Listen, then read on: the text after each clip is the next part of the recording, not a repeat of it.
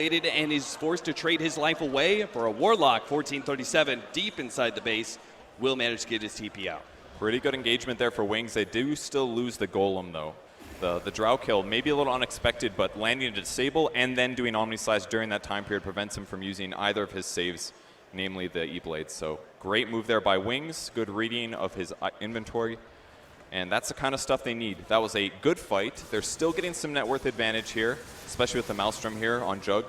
It's a cheaper version of the Battle Fury, really, and very good as well at killing heroes like Treant Protector with his armor. Yeah, it's another instance, it's another proc of damage, right, against living armor. So one hit could take down 2 procs living armor. Another amazing thing it does, it can just jump and disable blink daggers when people are expecting to initiate.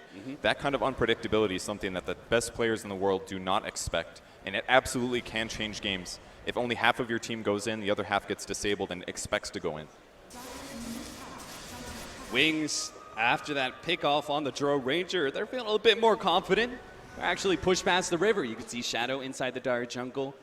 Some of Wings push through mids. Even Faith Beyond is keeping that bottom lane from getting too close to their base. They are beginning to grind forward. But then again, so is NP. They're not actually too far behind in farm either. You could see still holding a 12,000 net worth lead despite that pickoff. There was no real big bump up in net worth for Wings just because NP holding so much territory to be able to farm. Yep, and Drow Ranger picking up the Ogre Club. Most likely going to be a Black King bar. That way he doesn't have to worry about that disable problem in the future. Also makes him very competitive against SF when they both pop BKB. So going back for basically 3 utility items on the hero. Not so much damage, but staying alive is the name of the game when you're playing Drow. It's all going to be up to our next Roshan, right? That's going to be the next climax in action. We have NP who want to be able to grab the Aegis for themselves and give them a nice, safe push into the high ground, or at least safer than the alternative. 1437, nice reactions. Gets away. They're still trying to set up. Eternal Envy won't be caught by that Earth Spike. Faith Beyond tries to get a cog set, but he's going to be slowed down by SVG as well. The nuke comes out. Overgrowth holding him in place. NP keeping their distance. Will be able to nuke him from afar. And now they manage to get the initiation. MSS, hard initiation on a Shadow. Pulls him back into the rest of the team. And now Wings, every man for himself, but they're going to lose Warlock. It's only going to be our SF and Alliant who seem to survive through this team fight. The arrow, whoa! It got him. Eternal Envy nails him just before the TP out. Buybacks immediately coming out from Wings as NP have found their opening to potentially end this game. I don't even think he had vision with that arrow. That was just a blind, let's catch somebody. Yep. And he got him. Just the initiation, the fact that Theban was able to blink back after the initiation changed everything in that fight. NP was able to punish so many heroes. SF still up with his ultimate. Juggernaut still has his, but he's dead for 35. No buyback on him. This is the time to get their second racks, and when you're down by 2 racks, okay, they're going to play it safe. They start pinging for Roshan, it looks like. Already the TP rotations have come out. It's rather late. They know Roshan guaranteed is up. It's a good move. So they're not going to take that risk. They're not going to try and go for that second lane of racks. They say, we've already forced buybacks. Let's play it safe. Let's play conservative. Let's just make our lead even bigger. Yep, for 4 more seconds, Juggernaut is dead, and then he can teleport. So he's going to have to start his teleport at the same time NP begins killing Roche. There's no way he's going to make it in time. You saw in that last fight, once the lasso came on a Jug, he died real fast despite being magic immune. The physical damage from Drow Aura is really paying off here. Yeah, this Mirana is turning into quite the physical and magical damage menace, right? With that Aghanim Scepter and the double nuke that comes out, but then he's also got a decent amount of stats and the Drow Ranger Aura to give him even more physical damage. He's actually hitting, look at that, 275 damage a hit, and he's got the Ethereal Blade nuke damage with Starstorm. What do you advocate for his build next?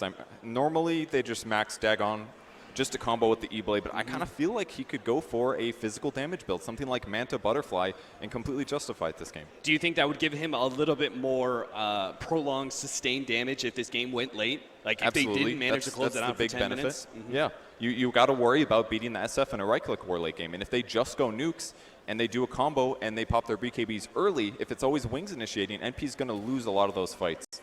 So I'm worried if they just go all in on this magic damage thing. Well, we'll see what our Mirana is going to do. He, of course, picked up the Boots of Travel for now and is holding on to buyback. But we'll see what the next big item outside of that utility is going to be. Meanwhile, our Jora Ranger is stacked to the gills. BKB, Silver Edge, Hurricane Pike, an Ethereal Blade, and now an Aegis taking up that last slot. It's 38 minutes, 12-24, and that kill score very much does reflect the state of this game. NP have a very big lead. They're just hoping to be able to close out this game cleanly, sitting at a 20,000 net worth. That's pretty huge for this point in the game. But Wings still does have the teamfight potential. Things like Fatal Bonds can't be underestimated, especially a well-placed Omni Slash. Maybe from either team. Now we're just getting luxury items.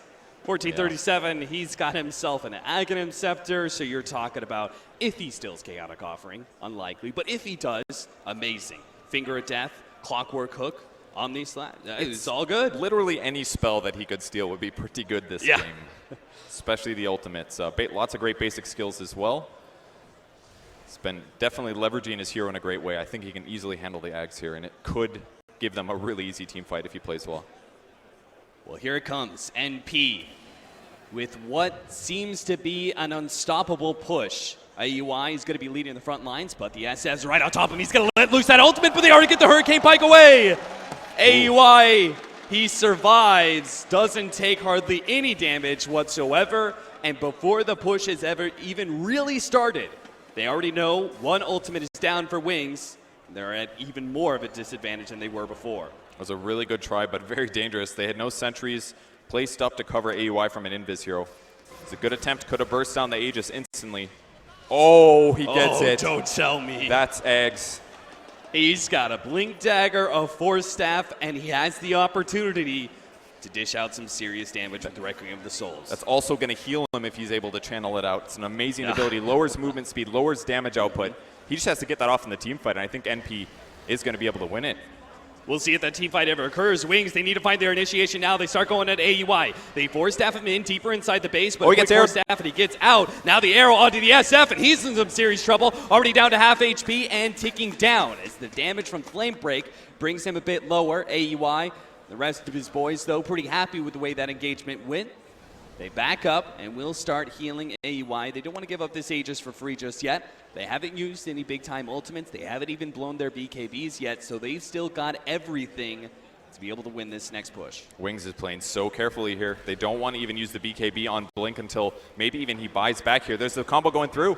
Again, the Ethereal Blade, the big nuke damage comes out, and he holds onto that BKB. Now the initiation, but a quick Manta. Great and stuff. Shadow able to dodge that one. They're going to immediately turn and try and go for Eternal Envy. He's so close, he puts the BKB, but he still goes down.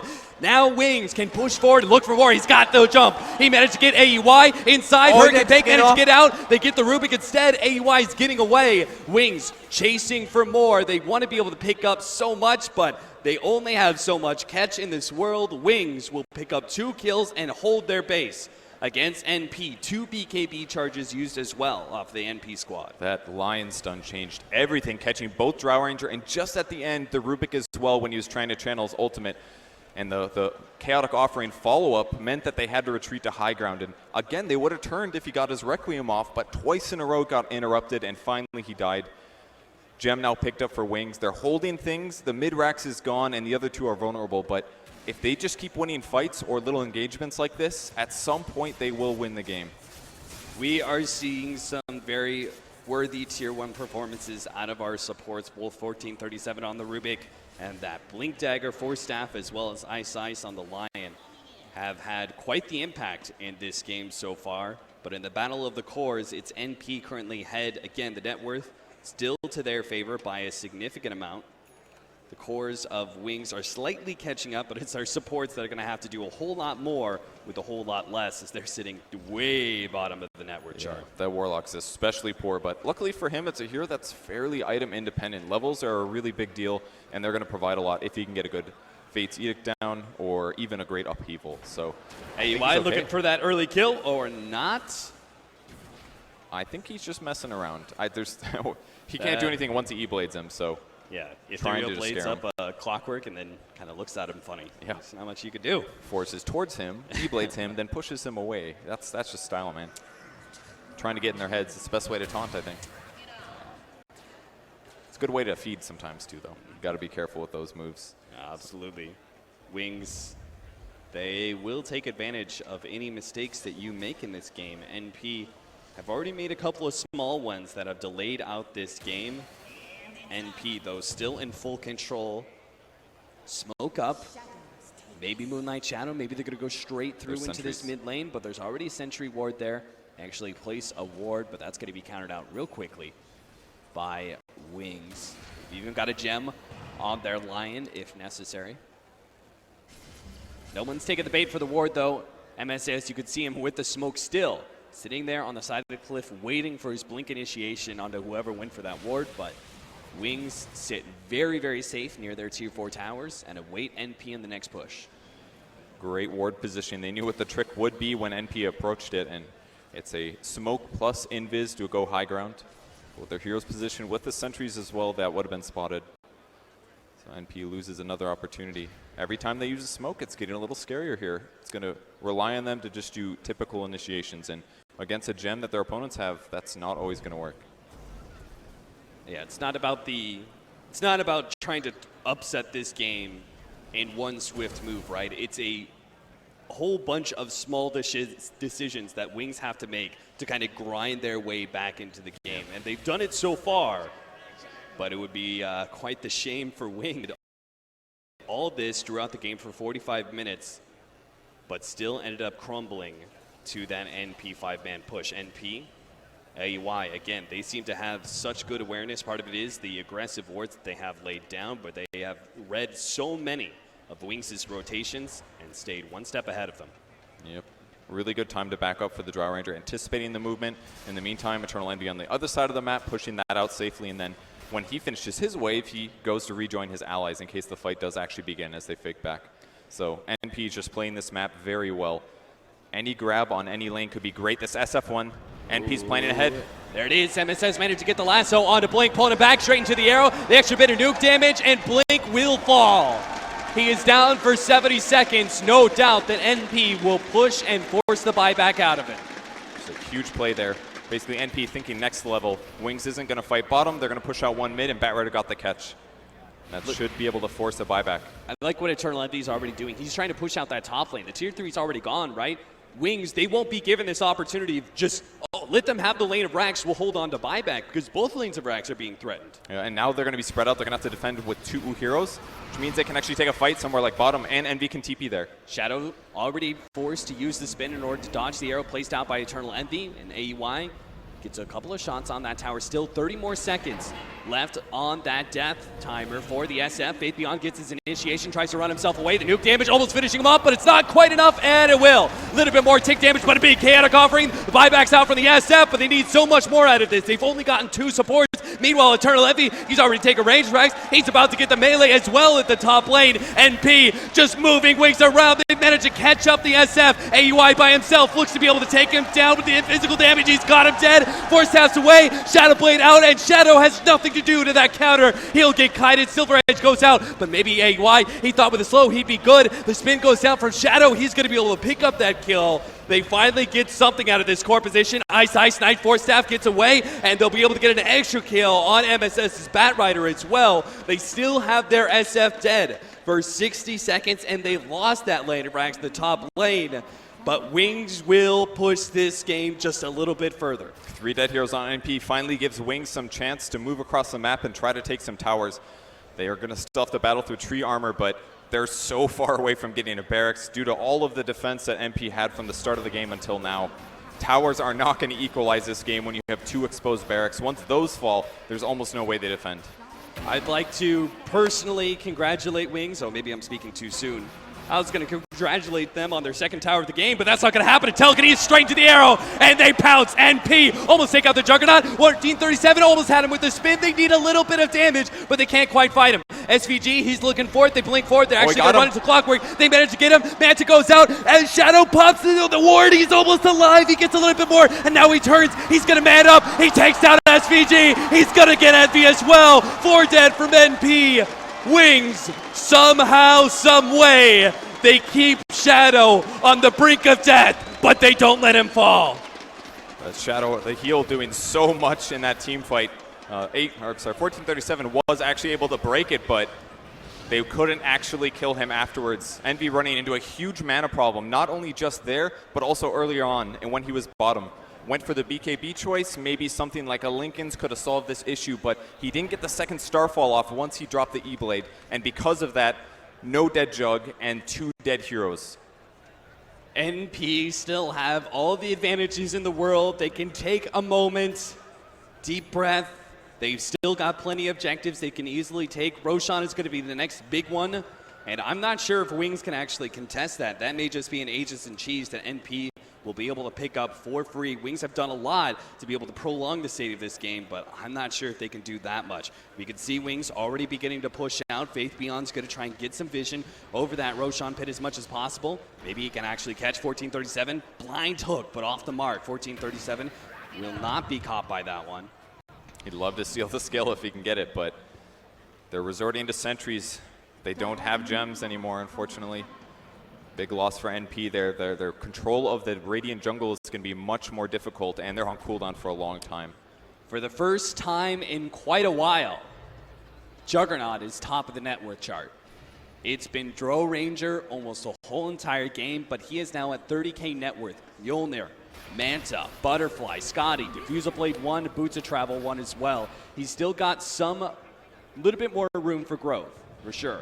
Our Azab has a whole lot more. He's just got the BKB. He can exchange out the SNY and just start building some actual late game items. So they do have some room for growth.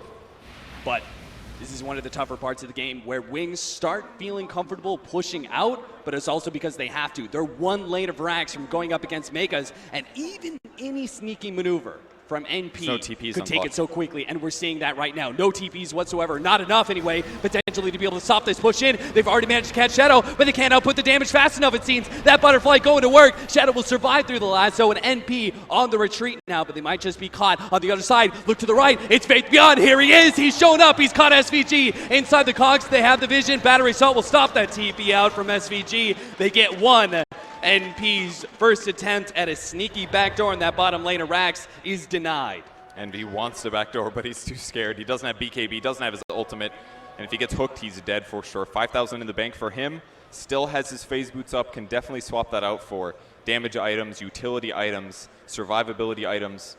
There's a lot of choices, but things are looking more and more scary for NP. Not controlling the gem means that they're forced into some of these more dangerous moves. They don't always know where Wings is, and they can't control the map as well. Even Drow Ranger is having damage problems at this point. The Butterfly on the Juggernaut means that killing him through physical damage is hard, and he picks up a Scotty as well, covers his HP aspect. That's going to make sure that nukes don't necessarily kill him when they get thrown down. He desperately needs an MKB, or maybe they just go on somebody that's not Juggernaut. They've already lasted up Blink, start pulling him back. AEY goes for the guts, but he's run lines he's in right trouble. next to Shadow. The Goldens get dropped. They need to be able to catch up to him, but double force sass him, get a little bit away until the Omni Slash comes through, brings the one core down, and it's got a second. Envy, he's not going to make it out either. Shadow wants it. He sees a triple kill here, and he'll have it. Beyond godlike triple kill on 3 cores, and all of a sudden, Wings, they're pushing down the middle lane. They're going to be the ones giving themselves an endgame scenario by forcing buybacks out of NP.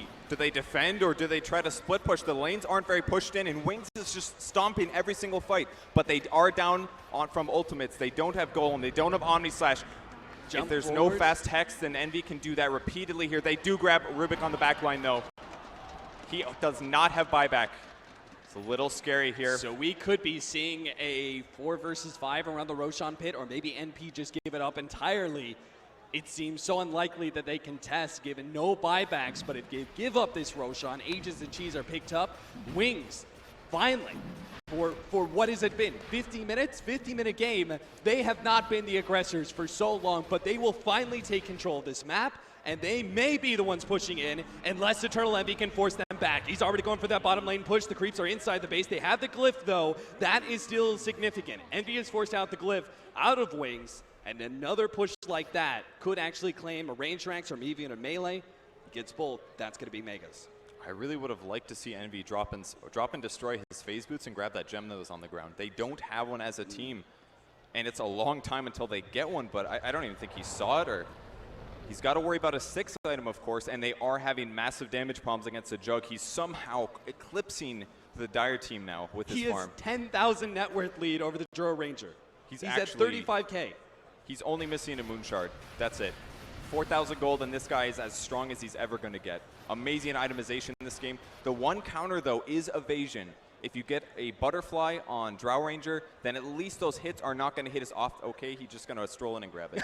That works too. Saves you phase boots. Well, SVG will walk away with that counter vision, it seems. NP, that is, though, a very, very small pittance. The gem is nice to have, but they once had total control of this game. And now it's been slipping through their fingers for the last 30 minutes. They pick up the MKB at least, so they will be able to hit the Juggernaut reliably with Drow Ranger, but she's also being super pressured by all of Wings. That's the one hero that Wings jumps on at the start of the fight. They know Envy's damage is more bursty, it's not sustained. If they kill Drow at the start of the fight and she doesn't get to attack the whole time, they will out-damage NP. It's all about the initiation from here, right? With an MKB on Drow Ranger, he can actually dish out some damage on Shadow and threaten him if they get that lasso, but at the same time, he doesn't have a butterfly, so Shadow could just rip him apart. It's definitely a wishy-washy situation there. Both teams going to be low. Wings looking to be able to get some control of the map, push out of the lanes, and finally get themselves in a position where they can actually push high ground themselves.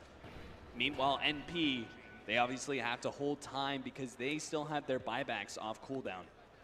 That's the big thing that's limiting NP right now. They do not want to get into a team fight, lose some of their cores, and that could just be game over straight up. So Wings now pressuring towards the tier 2. Shadow Fiend's HP is also very strong, and these Scotties are massive between the two cores. They need Force Staffs to ever get away from a hero killing them if they're in a bad situation. And that's costing a lot. It helped a lot in the last fight, but they need to have a great initiation. Even something like a Blink Dagger on Treant could change a lot if he could initiate, drop his ultimate on 4 heroes to prevent the right-click damage. But Shadow Fiend and Jug have the right items for that.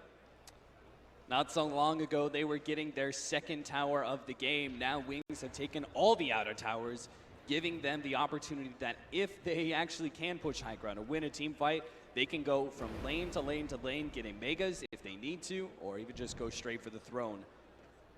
So they're farming jungle camps for now. Batrider very close to an Aghanim Scepter that allow him to lasso 2 heroes. Envy's trying to finish an MKB of his own. I am sure that NP is regretting the E-Blade on the Drow Ranger right now. I really feel like if they had a damage item there in exchange for that, there would have been a couple crucial kills mid-game. I mean, how many times did we see that Ethereal Blade actually play against AEY? He is regretting and it's not like he was ever able to use the Ethereal Blade on himself to be able to dodge Omni Slash. The Diffusal Blade was picked up almost immediately afterwards, after he had that Ethereal Blade. And Shadow's been putting it to good use. Might have been better if he went for Butterfly or AC instead. Just tank the damage. Don't try to fully counter it. Counters have other counters. You can't counter 15 armor. It's pretty strong. Push out here. Full out smoke from Wings. Good. We're gonna try if they can catch. Can we check out those buybacks? Are they off? Are they off cooldown for NP? They have about 2 minutes left. So. Yeah, and not much gold. Most of them are buying out. MKBs. Envy bought a Demon Edge. If they lose this fight on their cores, this could be the end of the game, and it could be Wings taking game 1. Yeah, I think Wings, they know the timing. They know this is their time to strike. They didn't manage to get the smoke. They couldn't find an initiation, but now they could just go high ground and force the fight there. See if SVG is able to deward this. I don't know if he'll spot it or not, but he's not quite close enough with his gem. Already beating on those tier 3 towers, and the Melee Rax is about to fall as well. Glyph is down. That momentary pause doesn't do much to stop Wings. They've already taken the Melee Rax and do a bit of damage to the range before backing themselves away. They feel comfortable with where they're at. They're going to try and back up and get a better initiation here. NP, they waited out the Moonlight Shadow. That's now gone. And Wings continue their assault on the base. Now the initiation comes out. Faith Beyond pushes back, 1437. MSS has managed to catch Shadow, though, and that's the big kill. He buys back, and he's immediately going to go in. He's going straight to Blink. He's actually going to try and finish this game right here, right now. They go for the tier 3 at the bottom lane. But Blink, he's going to back up and go for 1337, who's managed to get caught by the hook. He will go down again. He has buyback as well. We can still see another full 5-on-5. But if Shadow dies again, Wings may still end up losing this game that they fought so hard to bring back into their hands. Second tier 3 is gone. The Melee Rax just disappears. Arrows comes out, nails Faith Beyond. AUI makes the initiation, he pops the Warlock, and the Clockwork's still sitting there stunned. Overgrowth goes down. Shadow has already blown his magic immunity as he pushes forward. BKB also being used on Blink, and now they're susceptible to some of these disables. Wings, they feel a little bit exposed here. They're going to strike and back up behind the cover of Beyond's Cogs, but a jump over. Eternal Levy tries to go over the Cogs, but he's caught. He gets taken down, finger of death, and he's dead for 2 minutes, and now it's going to be AUI's turn. Omni Slash, double force staff away. He's getting back to the fountain, but Wings, they have full health. Full steam ahead. They're going to go straight for the drone as they manage to pick up AUI. They have done it. NP, they have lost their heroes. No buybacks available. They're just about to come back up. Wings, they'll have to do it one more time against the Drone Ranger and Eternal Envy's Mirana. Okay. So they'll back themselves away, play it as safe as possible. They're still a little bit scared. They can't end it yet. The game's not over. It's just mostly even. If they can kill Jug again, this could be it for NP, but they've got to kill the rest of the heroes. They'll force them to buy back and then push across the map and finish the last racks. The target is going to be Jug. Can Wings defend the Jug from the lasso? No, there's no lasso for 50. They've only got 3 heroes. The Bat Rider was so crucial to be able to get that kill on the Shadow, and now Wings just full up are going to be hitting on the tier 4 towers, and NP have to force some sort of miracle 3 versus 5 to be able to hold here. It's already started off. The arrow going off onto Faith Beyond. Ice going to be able to solo up Eternal Envy. Overgrowth waited, will go down with the throne. It's already going to be going down. Blink pops the ultimate. They're just going to beat for the throne and take game 1. Wings, an incredible comeback by an incredible team. How did they do it, man? That is one of the best teams in the world right there. An amazing advantage for NP. They had control of the game, a 2 racks advantage, but a couple small mistakes here and there led to that moment where Wings wins team fights, perfect itemization. And a crucial mistake in that last fight, Envy initiating, not popping his BKB before the Hex came out. The Lion did so much in that game towards stopping the Bat Rider initiations, stopping the other heroes that were jumping in, and that's going to be a demoralizing game 1. Absolutely. NP, I don't know how you approach this series now from a mentality perspective, going, we're the underdogs here, and we had that game 1 in our hands. We couldn't quite close it out. And now we're down a game, just 1 game from elimination in this grand finals. I don't know how they're going to do it, but I'm sure our panel has some ideas about how Team NP recover from that loss in game 1. All right, thank you very much, Cap and Purge. My word, an amazing game 1, a heartbreaker for NP fans around the world, but how can you not appreciate how amazing of a comeback that was for Wings? I mean, the crowd was getting pretty loud for NP that entire game, but I think the loudest moment might have been shadowed by the Roche Pit. And just like, what, 2% HP? He's fighting back as that Juggernaut? Unbelievable to turn that fight around. Man, I mean, that takes a test. I mean, that shows why Wings is such an amazing team. I mean, they were behind the entire time. They get 1 chance to pull through with like 2 HP, and somehow they turn that around into a game win. I mean, that is why they're one of the best teams in the world. Right? 20,000 down, and they still managed to come back. That's it.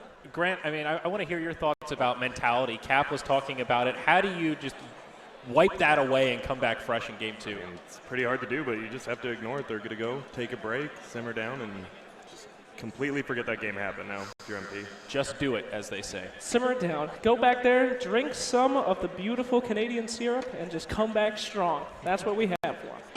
And in that game, you can't even talk about it being a drafting issue. I mean, Wings just stayed the course, even 2 lanes of barracks down, kind of a creative item build on the Juggernaut too. Ended up picking up a Mjolnir, great against the Bat Rider, great at clearing out those creeps. Part of the reason they were able to hold on for so long. Yeah, I mean, that early game was just all NP. You know, we got what we wanted. We got huge individual efforts by the supports. You can't ask for anything more in terms of that first half of the game from 1437 and SVG. I mean, the clockwork hookshot block by the Roche Pit by SVG, unbelievable play.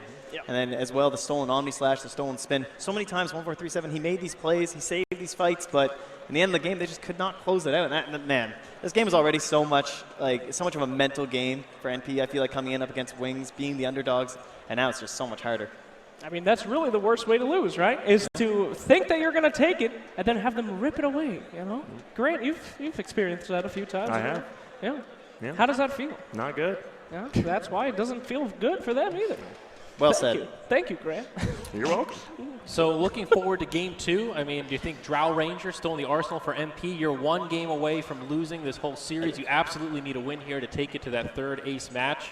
Mentality-wise, hero-wise, what are we thinking here, Trent? I don't think you give that up. I mean, they looked great. The whole Drow strat, it came through, got them to a point where you know, in 90% of scenarios, you're going to win that game, right? Yeah. So I think many people watching the whole game right up to the end would have said this is the best the team has looked up against Wings there. Like even eHome's game, which they did win. Again, it was a massive individual effort, and they took that and they turned it around. They did win the game, but they were so close, NP, so close. So it is going to come down to those first picks, second picks. I know.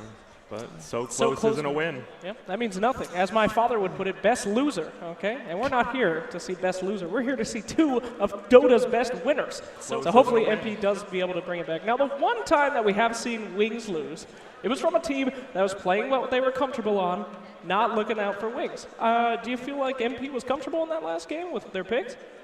Seemed like it.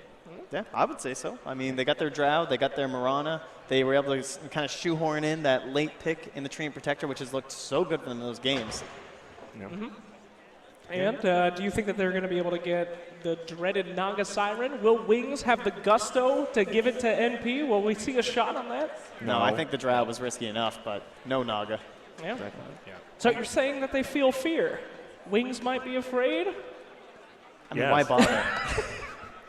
I mean, I'm just trying to show that Godzilla can go down, but it doesn't look like it's going to happen here. I mean, Wings put in a completely lost game and came back off of a 2 HP Juggernaut. I mean, MP, EE, you got to pull something out of the spell book, okay? Yeah. Just have that moment. And it wasn't only flawless execution from NP. There were a few moments where it looked like Wings was falling a little flat. I remember that one fight in the Radiant jungle. The Warlock ult came down for just the Rubik. They didn't even find the kill on the Rubik. NP were able to kill the Golem for extra gold, and then they killed the Warlock on top of it. That's about as bad as it gets in terms of Warlock ults. Yeah, I mean, speaking of that Warlock, too, like that whole early game, he was something around 1,000 net worth into like 20, 30-minute mark.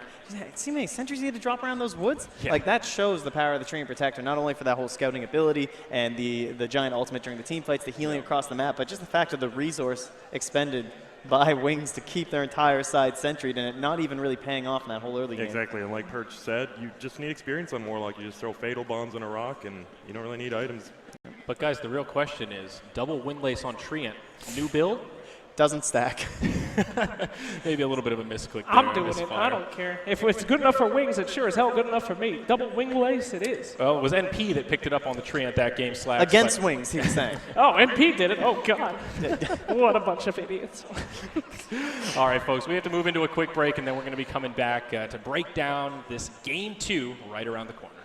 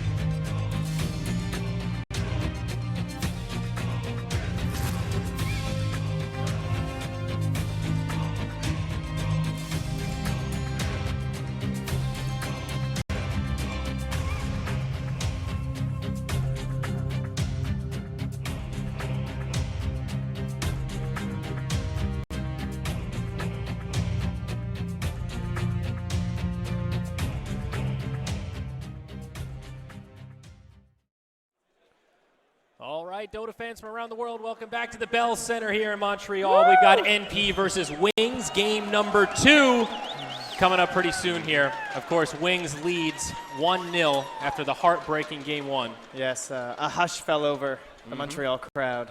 Yes. Wasn't heartbreaking for me. Go Wings! Sorry. might be. Guys. It is true. This is Slax's team, though. He's been cheering on Wings for how long now, Slax? It's been almost it's been a year. Several years, yeah. Absolutely. Several years. One of their first managers. I have to say, though, knowing Wings, they did their homework. I mean, they are the equivalent of NP in China, except better, because they beat them.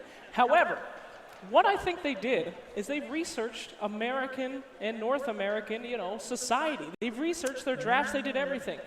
They're losing the entire time. NP starts to win. Do you believe, panel, that they purposely debated NP? No. Okay. Well, we're going to move right along then and talk about the next game. So what did you think of that one, and what can NP do to win the next one? Well, I mean, you got to love that early game. Again, I think that is one thing they can look towards and take a lot of positives out of that, right? They took control, something that not many teams have ever really done against Wings. Like so many of Wings' games, it's not like they're one of those teams that's known for like some big split push or some big rat situation where they just come back at 50 minutes and just win the game or something like that. It's just that utter domination, and that didn't happen to NP this game. They looked great, had a massive lead, just trying to close that one out and didn't quite make it. No, I think it's time to cut the crap. They need to stop doing that. They need to just go crazy. North American Dota, What's that? Invoker, Spirit Breaker. Just pick anything, just run at him and hope you win. Hope Ike's mic shows up? Yeah. Okay. Got it. I hope not. Well, Spirit Breaker was banned out last game, Grant, so Yeah. they couldn't just run at him. Wings is ready for it. They don't want to be ran at. Well, of course, because that would win the game. Nobody wants to lose the game, Zayori. All right. Now, I want to talk about these early bans here. It was Naga SD banned out by Wings. Veno and Keeper of the Light were the 2 bans by NP. Are we thinking a little more of the same there? It's not quite what we expected, I think, ban-wise. I think it depends who's on Radiant. That's where you can Veno jungle, and that's when he's most potent. So. Yep. Also just a very troublesome hero really overall, right? Like Wings were one of the first teams that actually brought Venomancer back into the meta in the first place, back around like ESL Manila, that kind of classic matchup against Complexity with like they had that OD and he just couldn't handle all the Veno wards. Right you are. I actually casted that match. Sorry, everyone who watched it. Yeah. I mean, to echo something Slacks talked about earlier in the tournament, though, it feels like Drow Ranger strats are almost a little too predictable now, where teams know what you want to do. It's very straightforward, and it really just comes down to execution. They had that first lane of barracks nice and early. It's surprisingly easy to hold 2 lanes of barracks now, 40 minutes plus. I mean, Wings had to be a little more cautious about their positioning, but you got to... Come on, they almost won. I mean, I got to agree with Sayori, though. I mean, Broodmother, it's the same thing, right? She was very strong. She was used a lot. She wasn't nerfed, but people started to figure it out. I feel like we're reaching that stage in the meta where picking a hero that used to win a lot is just not going to be able to carry the game. People are starting to recognize the Drow pick, how to win against it, and the way to beat it is to not be a coward. You go in, you start slicing and dicing and giving them some, help me out, Grant. Or if you just killed that Juggernaut and you win the game. Yeah, that was awesome. Too. All right, That too. Go ahead. So what you're saying, then, Slacks, is that teams that are maybe picking a lot of different heroes with a lot of different strategies that don't feel that predictable and don't go for the biggest meta things could be on the top of Dota 2. Are you? Yes. Huh. Yes. That sounds like these guys I've heard of. It's almost like there's a correlation between hero variants and teams that are doing well right now. Why don't you guys shut up? And I'll tell you some more stuff about these teams. Now, NP, they have tried their tried and true strategy, and I think their bans were mostly about not what Wings is good at, because you can't ban that, you don't know. What they are bad at facing, they get rid of the Veno, they get rid of the Coddle. These are heroes that have torn them apart before. What hero do you think NP is bad against? Any idea?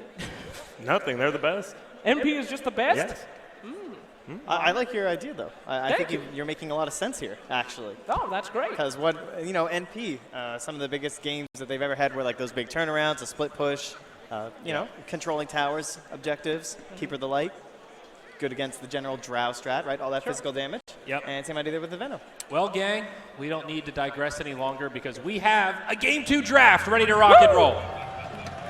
Surprise, surprise. Look who it is. First pick, Warlock. Well, as we said before, they got rid of the Veno and the Coddle. Not sure if those are wing staples, but definitely 2 heroes that kind of play against the strategy of NP. And we're going to see the Warlock. They're not going to give them the Naga. Yeah. I thought this was going to be a bit of honor coming out here and seeing if they could fight them at their best. Not Now, today. Before we get ahead of ourselves, a couple things worth noting. NP again will be on Dyer's side, and I believe NP again with first pick. So it's an exact mirror of what we saw in game number 1. They first picked the Drow Ranger, and here they first pick the Warlock. Yep, that is correct there. And we talked about this too with the banning of the Drow. Didn't think that we'd even see it in the first game, but it did go very, very well for NP. Despite the fact they lost, it is the best that at least we've seen them play up against Wings in now the 3 games we've seen. So, Do you think that they could still survive without the Drow Ranger Grand? Oh, of course. How? They couldn't survive with it. Oh, it's Slardar. Oh, no, Live Stealer. Yeah, instantly into a Life Stealer Slardar. The Nags bomb's already ready.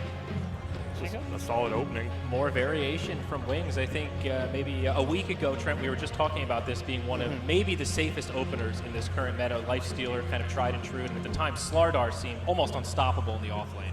Yeah, this is very interesting too because it's kind of been dominating, especially in the Southeast Asian region. A lot of teams still going for this Life Stealer Slardar opener, similar to how a lot of teams in like Europe are still going for Shadow Demon Luna if it's not banned out, running the whole game from there. But what we've seen is that it is very telegraphed. Right now, you understand that Life Stealer Slardar, there is going to be that big period where you need that Blink Dagger on the Slardar, you need the Armlet on your Life Stealer, and you want to go around the map with these big Infest bombs and try and get these ganks, get your team rolling, snowballing, get into objectives, and so forth. So, like NP had both their cores picked so early, now that's happened to Wings. So it's up to NP to try and counter that out here and figure out what they're going to do during that time period. How do you counter? You just go for a split push? I mean, there's the split push, there's the better overall team fight, perhaps, if you can, like, even if you're just always going to be as 5, right? And I do agree with the Train Protector. I think it's worked so nicely, and again, with forced ganks, having this nice global heal is going to be excellent for them. Picking up this early instead of 5th pick. A little risky, perhaps.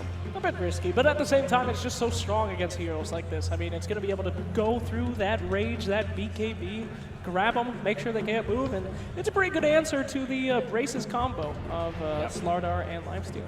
Yeah, very true. Not a lot of tools there to deal with the living armor. I mean, one of the other options for NP is like lane dominators. A hero like Bane, great against Lifestealer, also very good in that early laning stage to try to get you some of that momentum. Prevent the Slardar from getting a well-timed Blink Dagger, perhaps. Bane? Bane? Bane? Bane? Did someone say Bane? I hope not. What hero was that? Oh, Darkseer banned out as well as a Snake and a Razor. Now, why are we banning out Snake? Isn't that, I mean, they haven't been doing that great on it, have they? Hey, that's an Eternal Envy classic right now. Whoa. Perfect hero against the Life Stealer. And they played it earlier in this tournament, I believe. Banned against them several times. No, my career. I was wrong. Yeah, that's a good ban as long as he doesn't get caught before he can cast his ult and he'll never die. Razor now 4th ban for Wings. Darkseer 3rd from NP as they think about their 4th. They have so much good team fight right now from Team NP. Like, Warlock obviously gives you that really nice laning advantage, and then we have often talked about the chains and the golems in the team fight. But now Train Protector, it's not just the global heal. The overgrowth, piercing through that BKB, being able to grab up that Lifestealer if he's already raged. Yeah. If they can build into some greater team fight, that might be one of the ways they can counter up against the current Wings Gaming very gank-focused strategy. Absolutely. Witch Doctor now 4th ban from NP. We've seen Wings prioritize that hero a fair bit. And now Rubik, 3rd pick. Great setup for the Slardar. Yep. It couldn't have been a better game for Rubik last game for 1437. This game is looking to be good. Steel Rock, Fatal Bonds, Armor. Just an overall good game for him already. Yeah, but now they have to be careful on Team NP. I mean, that Rubik kind of denies them a lot. I mean, you could have all that team fight focus, but I think that was very strategic picking the Rubik there and kind of cornering them into something that they don't necessarily want to do. If I was NP, screw the Rubik. Let's get an Enigma, all right? We're better than it. We can handle it. Let's freaking go, bro. A bold strategy. Bold is just what we need. It's Beastmaster here coming out. We got pigs, we got hawks, we got axes, and we got talks. Loud, violent, shouting talks. Classic MSS hero. We've seen him dominate with this in the offlane quite a bit, and now it's looking like NP have a lot of great vision control. You've got Treant, who sort of acts as a mobile ward himself. If he ever gets the Aghanim Scepter, of course, great vision, and then you've got the Hawk and Boar on top of that. A lot of vision control. I like it. Often banned out for this entire tournament, too. The Beastmaster for MSS, and now 3 heroes that can stun through this magic community for our Lifestealer. Actually, it's time to MSS needs to show he's the man. He's the one who's been carrying this team online. He needs to do it on land now. Oh, they will. You can feel the energy. All right, this is an anime team. The crowd is putting their hands up in the air for the Spirit Bomb, and you can feel all their love. Look at them. Do you hear their cries? Yes. Yes. Come on, yeah, come on. Give them your energy. It's your last chance. That's a Spirit Bomb. That is a Spirit Bomb indeed. good thunder sticks, my God. There we are. All right, anyway, back to the draft, please. I can't see. Well, Wings thinking about it here, Slacks. Still about 45 seconds of reserve time. Thinking hard about what they want here. They'll need a second support and then that final core. Do you smell that? It's weakness.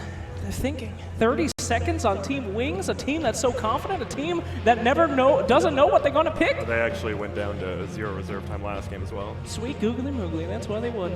Strategists, chess players, Wings Gaming. What kind of fools would use all of their reserve time? Oh, man. It's Winter Wyvern! Wow. Someone else talk about this hero. Some would say maybe a dead hero, perhaps. Yeah. Often gets torn up there, but against the Drow strats and against Beastmaster, you can understand why you want it. Yes, absolutely. You give that Beastmaster aura a taste of its own medicine, making all of his friends attack each other. Great control hero. Also can help keep heroes like Slardar alive. He tends to initiate, maybe a little bold with that sprint turned on. But guess what? Cold Embrace is there to keep you safe. The laning was also super important here, too. Someone to try and deal with this Beastmaster. Rubik on his own, not really going to have a very good time. Generally, we look towards those supports that can actually handle up those supports, especially the boar. It's pretty obvious Team NP wants to push, and Splinter Blast is the best split push in the game. Anti-push. Yeah.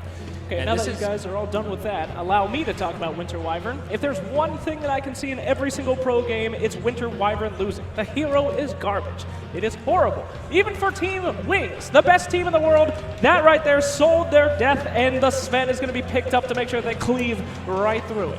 Hey, Grant, what do you think they're going to ban? Invoker. Oh! Will we see the tried and true Sven Invoker here for Team NP? I got to say, I would love to see it personally. The EE Evoker, I mean, what else are you going to do? That's your comfort pick, baby. Get that Invoker, get that Sven. the T-balled Sunstrikes on someone who's cold embraced. Think that's going to save you? No. No. Piercing from the heavens. Here is the sun. You have to imagine, though, Wings is aware of the Sven Invoker. If we're smart enough to figure it out, certainly sure are Wings. They're thinking hard about this, though. Not much reserve time left here, Slacks. Only 10 seconds. 10 seconds remaining. Not only do they have to figure out this ban, but they got to figure out their pick. 5 seconds remaining. Grant, hold my hand. Oh, okay. It's the Death Prophet ban. Okay, Invoker makes it through. DP, another great five-man Death Ball hero. It does kind of fit with this strat that they're going for you, so you can understand why they'd want to go for that. Yeah, I mean, there were so many options, too, because there's not just the Invoker. They still have the DP. They still have the OD as well to throw in there. They still have the Mirana, even, for Envy. So many of his heroes still in the pool. Not something that often happens, but he really does have his full choice of the litter here. Indeed, he does. See the faces of NP here. Cold-blooded killers. Look at that hair. Beautiful. Is that Gorgeous. pink or is that crimson blood I red? believe it's Rose. Ah, Delicious. how appropriate. There's the man, SVG right there. Strong silent type. Strong silent tree type, perhaps. Yes, indeed. Will he soon be known as SV Tree if they could pull out the series? Hey-o. Can he steal that? Oh, why, that's pretty dank, sir. Oh, mod packs. You silly devil. Okay, Shadow's taking some real time thinking about this last one here. This is NP's final ban here, Slacks. That would be Eternal Envy thinking about what he wants to ban out, but that's okay, pal. that We won't was hold it not who against was you. on the camera. You want to go down right now? 5 seconds remaining. Hold my hand, Grant. 3. Oh, my God. It's the Dragon Knight. So OD still in the pool, though, as Trent mentioned. Very good against It's the Invoker. You called it, baby. Team NP, back. 90% of the games. And it's, oh, no. It's out. Looking scary. Why don't we talk about why we all just had a heart attack with that Alchemist pick? Well, we've seen quite a few heartbreaking games this tournament with teams looking like they've got it in the bag, and then lo and behold, the old Alchemist is there to hold the high ground and then turn the game around. A difficult hero to close games out against. NP, they need to execute here, boys. I mean, if you can turn the game around with the cores he had last game, it's now doubly scary with an Alchemist on the side Yeah, of but it's Wings. EE. It's the Invoker. The Invoker Sven, the ancient strategies. So will Wings be able to get in there, shut that down? Rubik, Winter Wyvern, they don't have the traditional 4 roamer. Yeah. To keep an eye on that. I do have to say the Winter Wyvern pick sure does make a lot of sense. If there's one thing that garbage tier hero can do, it is defend a high ground and buy you some time. And now with that Alchemist coming out as well, time will be bought. But will it be time for victory or time for defeat? Only time will tell, Slacks. Hey-o. Luckily, we've got a couple of broadcasters to break down this game and bring the hype. It's once again Cap and Purge as we move into Game 2 of our Grand Finals. Sven and Invoker. It's rather fitting that Team NP, they used this combination going into the American qualifiers to great success, and now in their time of need in this grand finals where they are just one loss away from taking second place and giving Wings that coveted first place here in the grand final, they go back to that same strategy again. It could be really effective. I like the Winter Wyvern a lot. It's going to shut down a lot of NP's ability to get kills, and this final Alchemist pick gives them Radiance, which should cut right through the tree armor. I'm a little unsure if they're going to be strong enough to actually win team fights here. I feel like NP is going to have some gank problems. I think Wings has more options on the map to set up ganks than they do. At the very least, they're very cooldown reliant. Roar, Golem, maybe even Sven ulti. I really feel like AUI has to get active this game. He's got to get some solo pickoffs with his ultimate and Blink Dagger. So do you think Wings then need to be able to try and abuse the timings of Chaotic Offering, Overgrowth like a little bit? They need to just play super active. Once they get that Blink Dagger on Slardar and the Lifestealer and Fest combination, they just kind of go, go, go. Even if they lose a fight, they just revive, they go again, and just buy space and time for the Alchemist to be able to farm up? It's definitely going to help a lot. So yeah, a lot of crucial Blink Dagger timing on the Slardar. That's going to be massive for them. The chilling, the cool embrace that Winter Wyvern provides just so dangerous for what NP wants to do here. They're going to fight along the bot rune here. Should be a Shadow rune. He does grab that one, but a chase on the Rubik. This could be a little scary. He's got a lot of time until his next Leech Seed, but maybe he'll be able to get there in time. They might even skill Axes if it's going to be a first blood here. Yeah, they're going to try for it. The Axes go out. The attempt at a first blood, but the right click isn't quite enough. A little expensive in terms of his skill build here, but at least they burned all of Rubik's HP. That should give MSS more experience because he won't be able to fight him for a while. Meanwhile, in our mid lane, we have the classic Eternal Envy Invoker that he has been spamming so much in pubs, trying to get in top shape for that mid lane position, faced up against the Alchemist. Top lane, though, first we're going to have Faith Beyond be gone on. Nice crush, though. That's going to be able to buy him a lot more time, and harassment on to 1437. Innocent still trying to show up in lane here, but SVG is denying him with the extra bit of movement speed. This is going to be close. Telekinesis goes down, pushes him back, and SVG will push Innocence out of this lane once again. With that boots advantage, and I won't want to be punched by a tree either. It does a lot of damage, guys, and there's almost no way that he can get to the experience. So MSS just in a 1v1 lane, essentially, and also beating out Shadow a bit. Yeah, you see those right clicks go to town. Shadow does not have a rage to be able to get this in. Oh, man! That was closer than I expected. 15 HP was all that was left between Shadow and giving up first blood to NP against their aggressive dual lane. Perfect lift timing on the Rubik. Stopped the last tree punch that would have guaranteed the kill. They're holding on, same as NP in the safe lane. Winter Wyvern plus Slardar, pretty survivable, decently high damaging once they have cooldowns, but I feel like the Warlock and the Sven can absolutely stand up to this lane, whereas the Lifestealer's having a lot more trouble. Yeah, that Lifestealer, just because the Rubik and in general his ineffectiveness to be able to do anything about this dual lane, he just doesn't provide any damage, can't threaten those heroes, can't even really harass, as you pointed out, the boots advantage that the Train Protector has. So Lifestealer's just kind of left out on his own this 1v2, and the sustain doesn't seem to be quite enough. Ice is going to be forced into an early Arctic Burn to get off that cliff, that precarious situation he was in. Again, we're going to see Innocence. SVG tossed back up onto the cliff. And Shadow left once again, as Innocence is going to be forced either back to base. I mean, does he even continue to show up in this lane? It seems rather ineffective for him, but then he's leaving a Lifestealer high and dry. Yeah, I think it's okay for him to ditch because Alchemist is doing so well in the mid lane. 17 last hits for him. He also got a bounty rune. Again, 2 bounty runes going to Wings at the start, one of them for the Alchemist. So Blink has a great start here, and it's going to require some awesome rotations from NP's heroes to actually shut him down in the jungle before he gets Radiance. Yeah. So bad either. They may not be putting the pressure onto the Sven as he currently has 11 CS keeping pace, but the Slardar is also getting a decent amount, and you said Faith Beyond's Blink Dagger is paramount here for the Wing strategy to come together, right? Yeah, it actually is. The Slardar's getting comparable last hits to the Sven. That pretty much says it all.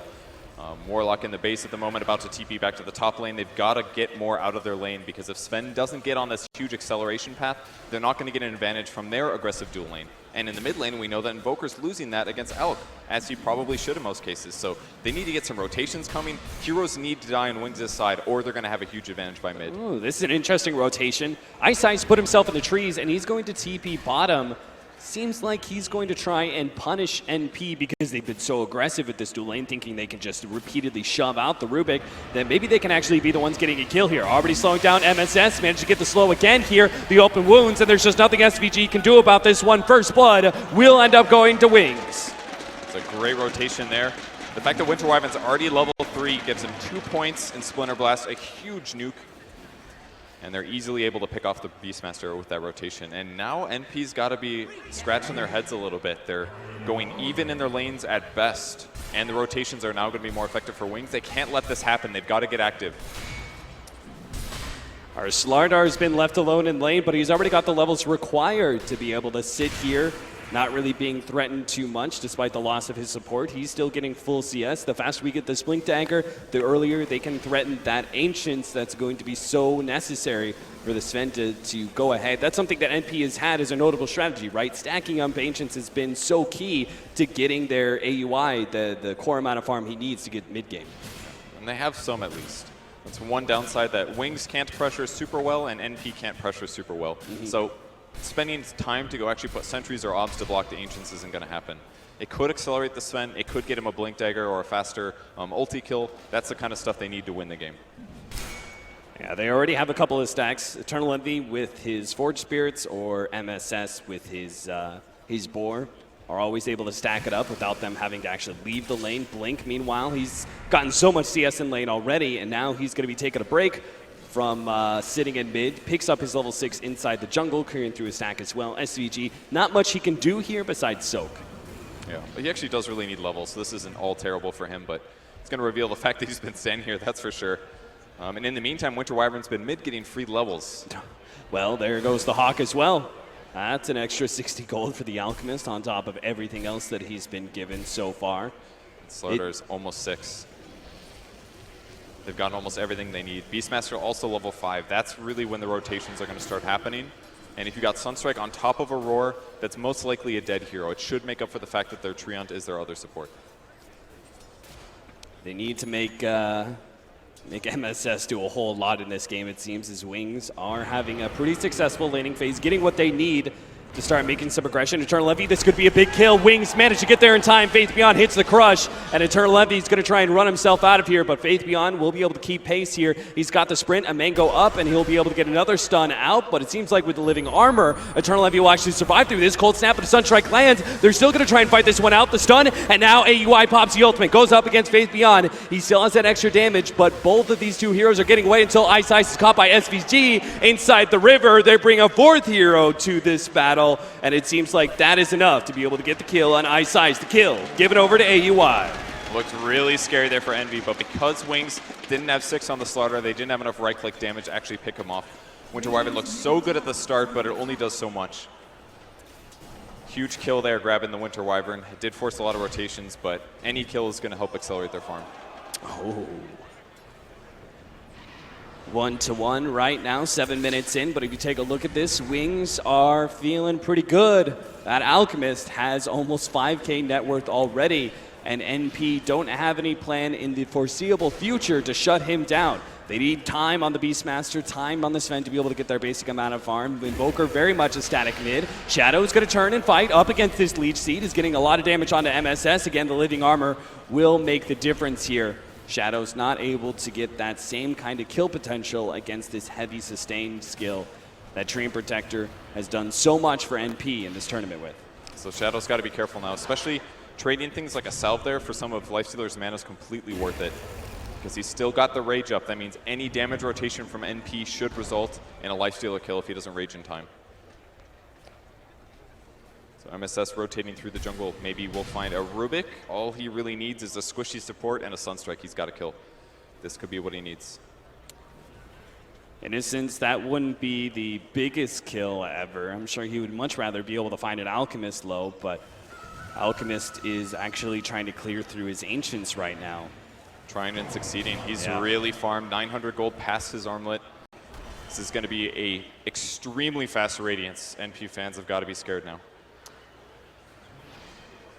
NP are beginning to do some stacks of their own. They have currently Invoker trying to farm through some neutrals alongside AUI. trying to complete up that Midas as quick as possible, start really getting the progression and levels for the Invoker. But we can see that heavy Sunstrike and how it's able to burst down heroes, if it's actually enough, against Wings and their rather tanky squad. They've got 2 very defensive heroes in the Rubik and the Winter Wyvern, and 3 rather tanky cores on Wings. NP are going to need a whole lot of damage to be able to eat through that HP. Or did they see the Rubik? I'm unsure. He just spawned his Hawk, but I'm not sure if they saw it or not. We'll see shortly. It's a great place to deward. But the ward advantage for Wings is so much better. They've been stacking large camps. This Ancient stack is almost everything that NP has going their way this game. If this gets contested by somebody like Alchemist, it could just completely upend the pace of this game for them. Yeah, that is really the big strategy here from Wings, right, is that they can't really contest that will, but if they do, it's a huge win. But even if they don't manage to connect with a successful intervention of those Ancients, doesn't matter, right? Because Alchemist is doing his own Ancient stack, and he's getting so much more than AUI is out of it thanks to Grievel's Greed. Yeah, and the dual lane, of course. Sven should be farther ahead than this. NP should have been able to get a fast level 6 on either the Warlock or the Tree in the safe lane, but because of the aggro dual lane, the starter gets as many levels as he wants, and the Sven doesn't get to hit up the jungle as fast. Normally, you'd have maybe the Ancients cleared by now and possibly stacking the second set. So finally, level 6 being picked up for Warlock. They're ready to teamfight at least, but they haven't been able to get a kill on the map in a long time. Big difference here between our 1 positions for both Wings and NP is that Shadow is spending all of his time in lane. AUI able to take advantage of the jungle. It's freeing space for the Warlock. Currently trying to go through the Ancients as well, but the Warlock has picked up his level 6. Yeah, the sentry there actually did spot out Faith Beyond, so they know he's in the area. Do they have a Dust ready? See if they put another sentry. They see him. They got him with the Primal Roar. The Sunstrike will manage to connect here and not able to get off the sun in time. A couple of swings from AUI, and that'll seal the kill. They get the Ancients, and they get a +1 on top of that. Faith Beyond falls. Huge kill for them. Actually, pretty big mistake from Wings. I believe they had the sentry down earlier. The ward got dewarded, possibly a miscommunication between the supports and the cores there from not expecting that. You got to communicate that kind of stuff. It happened in the last game as well with the Shadow Fiend, actually. Shadow has completed his armlet and phase boots. As soon as Faith Beyond has the Blink Dagger, they're good to go with a very aggressive duo that can pretty much instantly get kills. Unless NP are in the right position, they're actually going to go on MSS here, tries to go for the TP out. Again, the Living Armor making the difference until the Winter's Curse will put a stop to that TP the last second. Shadow no longer has a rage, but SVG can actually slow down, gets the lead seed. Now with the Cold Snap, they're doing a lot. The ultimate gets shot by the Warlock, but it's not quite enough. Shadow is getting away with the rage, and a crush goes down from Faith Beyond, further preventing NP from moving forward. And no ability to land Fatal Bonds there. The Cold Snap only does so much. They needed Sven there maybe, or Aurora, but the way that fight started, another dead hero for NP, and they used a very crucial Chaotic Offer, and there's the Relic. This is like ideal timing on Alchemist if you do not get killed in the lane. He farmed well, he's transitioned well, he's done it safely, he didn't get ganked, and this is going to get real hard for NP. Sunstrike almost catching Faith Beyond, pops the sprint. He's got Innocence there to back him up. It looks like they want to try and give some space for Faith Beyond to be able to get that big initiating item, as he is really the only one that hasn't gotten what they wanted out of the laning phase, right? They wanted that early Blink Dagger on Slardar. It's okay, though, because Lifestealer and the Alchemist have made up for that small loss of farm. All right, Echo Saber, very crucial item in picking off heroes like Slardar or the Lifestealer before they're able to press their I don't want to die button, and here comes the smoke rotation. There's a chance that they try to take Roche with this, but much more likely they try to take a team fight. They're prepping up for mid here. They're going to wrap into that mid lane behind that tier 1 tower, see if they can catch the Alchemist while he's farming those neutrals. It's not going to be the case here, but maybe as Blink shows up to lane, they can go for it. Chemical Rage is about to fall out too. Eternal Envy already starting out the damage. They're going to be able to get him. Primal Roar goes down. AUI just tears them to a pulp. They will manage to get one. Innocent's going to be the next one down as well, as a Cold Snap holds him in place. A failed attempt to be able to save the Alchemist costs an extra life to Wings, and NP will get the +1 and the objective as well. Tier 1 tower rapidly falling. I love how they played that. They brought the Treant Protector to the safe lane. Eternal Envy going to be slowed down, open wounds, AUI turn, hoping to hit Shadow as much as possible, but the Zane is more, and now the Cold Embrace is actually going to be able to keep Faith Beyond alive. Now Winter's Curse laid out, they're going to be able to take down the Beastmaster with the help of AUI. The damage turns against them, and NP will drop their 2 cores. It was a great move to show the Treant Protector on the safe lane, an expected place for the Dire to rotate with their smoke while they ganked the mid lane. They got an out kill and a Rubik follow-up, but they stayed a little too long. Great Winner's Curse to guarantee the death on the Beastmaster. And they've got to keep this tower alive. If it takes a lot of damage, it's okay. They can heal it up, but yeah, it looks like Wings will actually back off. So about even trade there, but there's still the major threat of the Alchemist on the map. They can kill him for now, but if he just gets away with farming for the next 10 minutes or so, I don't know if they're going to have the damage anymore. Both teams putting a large priority on being able to keep their towers alive. NP obviously have that extra advantage with the living armor, but Wings doing what they can to make sure they don't concede too much WAP control to NP. The Radiance as well as the Armlet is up for Blink, and as soon as he gets that Manta and Boots of Travel, his farm will just start exploding, and NP are going to be on quite the timer here, unless they plan on pushing this super late game against an Alchemist who can get fully 6-slotted and start passing around some Aghanim Scepters too. Yeah, they were really hoping to get the tier 1 after that gank mid, but the push just came a little bit too slow, and Wings was able to actually cover that pressure. So many levels on all their heroes. That's the big problem for them. It's very concerning to me that Shadow, because he's been a part of 3 different kills, claimed the life of 2 of those. He is actually pretty close to AUI's net worth. It's not just about the Alchemist. Alchemist will naturally be ahead, but the fact that a Lifestealer is pretty close to a Sven, who's naturally supposed to be ahead at net worth, is another concerning metric for NP. They did see Envy rotating up here with the Slardar ultimate, so surely Envy knows this, and the smoke rotation comes around. This is so dangerous. He's going to pop his invis. They will throw out the dust. Eternal Envy's already got some distance away. He's going to have to turn and fight. It looks like he might be able to pick up the 1 kill on Ice, but he doesn't have the magic damage to finish him off. That hold will be enough. They're going to be able to take down Envy and will not lose his support in exchange. Well, they do get the bot racks at least. If you use Quas Wax Invoker, maybe that works, but on Exort, Quas is just difficult to survive. And because Ice is still alive, he's actually going to be able to help defend against this push from NP in the bottom lane. He's going to start out with a Splinter Blast, doing a little bit of damage here. They're actually going to throw it on the Primal Roar onto the Slardar. AUI not sure if he can man up against Faith Beyond. He does manage to get off the crush, but the Overgrowth is there immediately afterwards. AUI takes out that offlaner. They're going to try and continue to fight this one out with the Warlock. It's a 4 versus 4, and maybe AUI, he ends up going down anyway. Can't fight through the Shadow HP.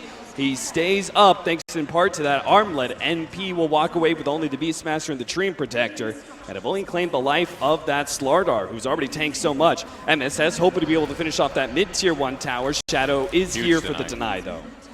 Nicely done there, and he's also going to feed the gold from the Necros. So NP did get 2 towers, though, and they haven't actually lost one yet. So while there's a massive gold advantage going towards Wings, if they can just keep this kind of a tower advantage, that means that any ganks that happen, NP should be able to react to them better than Wings. But if they do equalize and eventually take those towers back, their advantage is going to be actually out of control, because a lot of it's just offset from the easy gold that they get from towers. Tier 1 being chipped away, but Faith Beyond is here. He's had quite the, he's really played the sacrificial role here. He's still sending a 900 gold in his purse. No Blink Dagger in sight really for him, but the other 2 cores are getting a very big benefit out of his plays. They have a Blink Dagger now on the Sven. This is going to be the first step for NP to start trying to wrestle gank control away from Wings. You can see Wings are trying to make this very odd gank happen. A Lifestealer infested inside a Rubik. I'm sure this is something that NP are not anticipating with this Ghost Walk steal. I'm not anticipating it working either. Like, they've got a lot of time left on the Ghost Walk, but his ability to find heroes is so low because of the low movement speed. And he is nowhere near anybody. In fact, it's going to be the Winter Wyvern in close encounters with NP. He goes down to the gank, and now they may actually be able to get more. Primal Roar laid out, plus the Golem. That's going to be able to drop onto 3. They can almost finish this one up. Slardar in the back lines, taken out by MSS, and Shadow even is going to go down. NP pick up a big team fight for Wings, trying to defend a simple Winter Wyvern. And the fight turns so badly for them. A 3,500 gold turn. massive, as NP take a big win. Massive swing there. The tree ulti was perfect timed, especially because the Lifestealer happened to pop out at the same moment. It limited his ability to kill Sven, and Sven got to do whatever the hell he wanted. They're going to take the tower. They're actually going for it. They might just get Blink as well. What the hell? Blink is almost dead. He managed to get the cold embrace out for the Winter Wyvern. That'll keep him alive for now. Eternal Envy and the rest of his crew back up. They take it to tier 3 tower, but he still gets it. No! Oh no, the unstable concoction finishes them up, and now they're going to move forward. They know Blink's dead. They're going to force a buyback. They might still get the racks as well. If Faith Beyond comes in, two-man crush. Then to get a lucky bash on the AUI, but AUI turns for the range racks instead. Blink is pushing himself forward, looking for the extra kill. They know AUI is dead. They want more. Blink has an unstable concoction up here in a second. He has vision of MSS, but he's going to go for the Treant Protector instead with the Radiance Bird. MSS is the next target, but with that ice wall laid in place, looks like they're going to have to play the long route around, and they won't be able to catch up to him. NP, though, holy cow, they just went from being like relatively scared of this Alchemist, and all of a sudden, boom, they win a fight bottom, they take a tier 2, Alchemist suicides, and they can get a tier 3 or range racks before the 20-minute marker. Just an amazingly timed mistake there for Blink suiciding. Guarantees the range barracks. There's a lot of gold stored up in those buildings, and that's why we saw these big item pickups from NP. A one team fight and buildings afterwards, and the overall map pressure that's always going to happen. It's a big advantage for them. Midas on Warlock as well, more levels, possible utility items as well. NP's really happy right now. This game is stabilized. Yeah, that was the thing about NP's lineup, right? It was a little bit slow to come online with Beastmaster, Sven, and Invoker all on the same team, top. but now that they're actually here, they're going to start being really effective. They've got that Necronomicon 3 up on the Beastmaster, so they can very quickly do Roshan with the help of Alacrity and all the physical damage that AUI brings to the table. Yeah, and it doesn't even cost them a Sven ult, so even after they take this, the only cooldown that they're going to have is Necro 3. Definitely a great tool to have. Great for getting backline kills, but actually gap closing, it's a little hard for MSS right now, so absolutely worth it. They pop the smoke. If they can get a pick off or two, this could be the end of the bot racks. Yeah, they're just going to 5-man smoke, spread out, go straight through bottom lane. It looks like they will manage to catch Innocence here. He's going to be spotted out by the ward. They jump onto him, Blink, and that is the one pick that's going to allow them to be able to go high ground with an Aegis and a 4 versus 5 for 30 seconds. NP still have a creep wave to be able to push out. All the meanwhile, Wings are trying to gain as much ground around the map before this high ground push comes. Oh no, the They Hawk. will have to defend eventually here. That's actually a pretty big loss. They do already have a ward on the low ground, though. 2 of them, so if it does get dewarded, one of them may survive.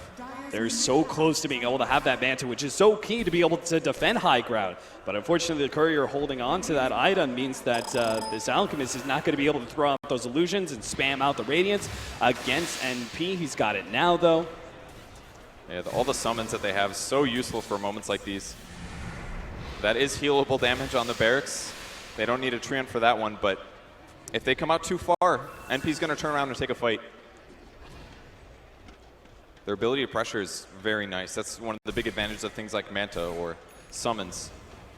Seeing as they just picked up the Aegis, they've got plenty of time to work with. Do you think this is the best idea for NP to back up and farm until they have Blink Dagger on Beastmaster? AUI is close to an item, or maybe the Invoker is as well. But do you think they should wait for that? BKB as well on AUI? Those are two pretty big team fight items, right? The problem is that the Blink on Beast is very far away. It's about 1,000 gold. NP has an Ags coming. The BKB on the Sven is massive. The only hero he really has to worry about is maybe Winter Wyvern ulti before he pops his BKB. But if he plays this team fight right, AUI should guaranteed get a kill at the start of the fight. And that's all they need to definitely go high ground and finish a Rax. So wait for the Axe and the BKB, at least for the Sven and Invoker, but maybe not the Blink Dagger. Go high ground before that. It's so long. I mean, he would have to farm a jungle maybe twice, 1.5 times before he's able to pick that up. And they're just constantly worried that Wings is going to start a fight, because there is a lot of threat to that. It could just be one hero with a smoke, with a lifestealer on top of him, initiating from the side, starts the fight in a good way. TP up to top lane. Invoker tries to put a stop to the push to top, but they have already laid the bait. Shadow and Faith Beyond were actually sitting there anticipating a bit of a split push out of NP. They catch Invoker and take away his Aegis, making the initiation that you were kind of talking about. This whole entire time that they're waiting to go for the high ground, it gives opportunities to Wings to make the first step. Exactly. If they spread out too much or show themselves where they are, or maybe if Slaughter just runs through enemy jungles, see if he finds somebody. Almost every time it's going to be a kill due to the nature of amplified damage, making Lifestealer do so much more. It's tough to deal against that. They might be able to pressure this mid tower, maybe even kill it. NP's kind of in a bad place for this already. It's getting low. Blink, using his illusions to be able to keep those Blink Daggers at bay, will start retreating as soon as he sees AUI. He sees the big dangerous initiator for now. On the other side of the map, though, Faith Beyond as well as Shadow. on that Lifestealer side of things. What a gank. They got it. No boots of travel to that guy. I'm pretty sure that's why they put that in that place. It's a great creep for affecting creep equilibrium. Walk up to the wave, nuke it for 160 apiece, and when you already have a Rax advantage, that's something that you can abuse for the rest of the game. Yeah, NP are just looking to be able to control the map, right, while they finish up these last couple of items, because they're always having to deal with this Alchemist split push. As you can see, Wings have given up quite the net worth lead thanks to that the couple of arrangements at bottom lane. 50 gold, man. Yeah, 50 gold is all the difference, despite Wings having an Alchemist on their team. He is trying to finish up that Octarine. Will start speeding up through the illusion spam push out, that Naga-esque kind of split push that Alchemist is well known for. So it's going to get harder and harder for NP to be able to push high ground without losing objectives in the other lanes if they stall too much. But it looks like they're trying to set up for a tier 2 push for now. And it also gives them a lot of survivability through lifesteal, but the problem is that if Fatal Bonds is landed well, all the damage that they put on Alk that he heals through is going to be spread across his team. So a proper Fatal Bonds could change this fight in a big way. They've got to be careful with their positioning. They can't get caught out of position. They can't let NP initiate first, and the same thing goes for Wings. Wings has got to be, or NP has to be worried about Wings initiating. Yeah, you've got to get that started. It's absolutely necessary for Wings to be able to get the Slardar Lifestealer, make the first step on the initiation, make that a 4 versus 5. That way they don't get so heavily turned around on with that Fatal Bonds and that Warlock ultimate comes out. Now they're actually finding SVG. That's going to be a free one there. NP have already backed up those simple pickoff. Not much else. It's a pretty big loss for NP for now. That's going to give Wings confidence to move across the map. Split pushing will happen on the bot lane. I don't believe they lost a gem there at least, but already set up Observer and Sentry gives them that easy pick. It's a little dangerous. They didn't necessarily know for sure where NP was with their cores, but as long as one of them showed somewhere else on the map, they gave them the safety to know that that's a dead tree. Yeah. See if Wings can actually take an objective. As I say that, Train Protector's already come back up in 5 seconds. That's been the one thing. Alchemist, with this split push, would usually be able to take a tower by now, but all they've got is that safe lane tower at the top lane, just like last time around. Yeah, Wings didn't have a tower for so long, and it's because of that living armor. NP showing what the Train Protector can really do in this meta. Yeah. I dare say they perfected it in a lot of ways. They're looking for the MSS kill. He's got to roar this. Managed to get the F-point damage. Oh my god, the push! It put Shadow up onto the cliff, and he doesn't have a way out of this one. Faith Beyond is dead, and they're going to throw the Golem right on top of Shadow. The Sunstrike lands as well. He's going to man-fight up against the Golem, but they have the vision to be able to beat him down from the low ground. Shadow's just stuck there without the rage, and he will end up going down. MSS, the perfect timing to throw that Primal Roar right as the Lifestealer pops out. Gets a rather fortunate push to the high ground that nets them 2 big-time kills. Sometimes things just go your way like that. That's anime, man. Absolutely. What is powering NP right now? They're going to go for the push to the bottom ground. They're looking for that melee Rax. Lifestealer's dead for 37. No buyback there. Can they kill Blink? Whoa, Invoker. A little bit far forward here. Alchemist will get a decent amount of damage on him, bringing down to half. And this will stall the push a bit from NP, but they do have really good sustain. They've got Living Armor, a little bit of Leech Seed heal, and even just Eternally Envy himself going to Quas can heal himself back up to full in just mere seconds, but it seemed able to go for that melee Rax while the Lifestealer's down, and everything sort of resets. Yeah, Envy was not expecting that to be a real hero. That's why he took so much damage when the Manta came out. So they lose that opportunity to take a barracks, but the fact that they killed the offlane hero and the hard carry for that long is an amazing grab. Could have been a huge difference. What if he comes out the other side when he jumps out of the infest and is pushed into the river? That would have only been 1 kill max, but amazing pickup. It cost him the Inferno Golem at least, but that was needed just in case he started his TP once cliffed. So safe play from NP to grab that. NP, but I think they know that it's a little bit too much of a risk. Who knows how many heroes are sitting behind that Alchemist, so they start backing away. They back up to the rest of the allies, going to smoke and try and find the initiation here, but this is a tough tower to be able to defend. Wings have plenty of area to be able to work around behind that Alchemist, which is why NP are going to try and wrap around behind. If they can get a clutch, quick kill on the initiator, maybe they can even blow up Faith Beyond and force the Lifestealer to go on without a vehicle. This is so dangerous for both teams. Mostly NP, though. If they don't collapse at the perfect moment, them being behind isn't going to be an advantage. Alchemist pushing forward, but the initiation's about to come in from behind. They're going to go straight for Ice Ice. They're going to take away that big tanky support. He's already down. They're going to look for Blink next. Popping the BKB. He's already thrown out the unstable concoction. The Warlock's dead, yes, but it looks like AUI can easily win this man fight up against Blink. The sun goes down just in time. Blink buys time to be able to get away, but a tornado catches him just on the tail end of it. And they surround Blink. They will bring him down as the unstable concoction just doesn't seem to be enough. He can't get anyway. The armlet toggles enough, but he will end up going down. Shadow will at least get a turnaround kill. He's managed to get the Sven. He's going to get the Invoker as well. Faithbeyond has already found 2. Can he find a third? MSS gets away with the TP, and SVG is hiding in the trees. Somehow, NP did not manage to win that fight. It started off so great. They got the Winter Wyvern instantly, but at the same time, Wings found the initiation on the Warlock. Yeah, and not just the Winter Wyvern, it was Winter Wyvern and the Rubik, the 2 heroes that have the best disable on the team. But the amount of time it took for them to actually kill the Alchemist made that prohibitive. Because on the backline, they needed Warlock to maybe have upheaval for disable or Fatal Bonds to spread the damage. And Lifestealer's hitting so hard right now that once Sven has amp damage on him and he doesn't have his AC yet, he just got chewed through. And that's why they lost that fight.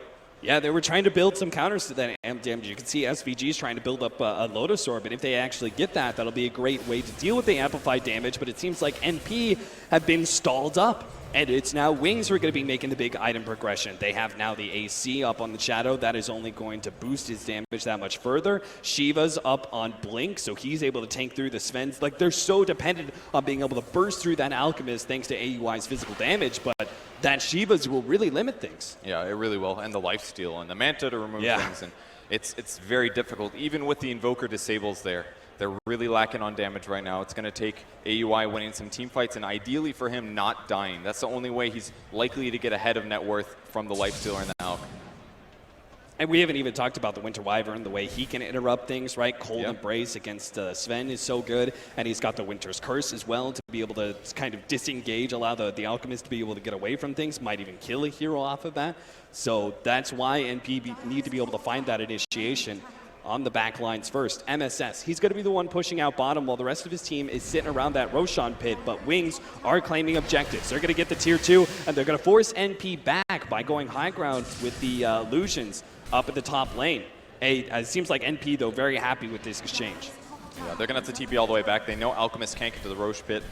Very easy Aegis for them, and much needed after that last fight. Basically perfect initiation with the exception of their backline getting blown up, and they still lost the fight, so Aegis could really help that out, especially if you're trading something like Sven Aegis for some big ultimate initiations from Wings. Well, it's actually on Invoker, excuse me. Definitely the easier to kill hero. Doesn't have as much armor. If they do jump on him, he can die instantly.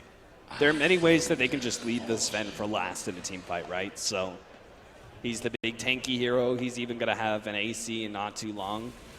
It's a gem pickup on Warlock, so NP very likely to control the map now. It's a big ward on the cliff. That one's kind of hard to spot.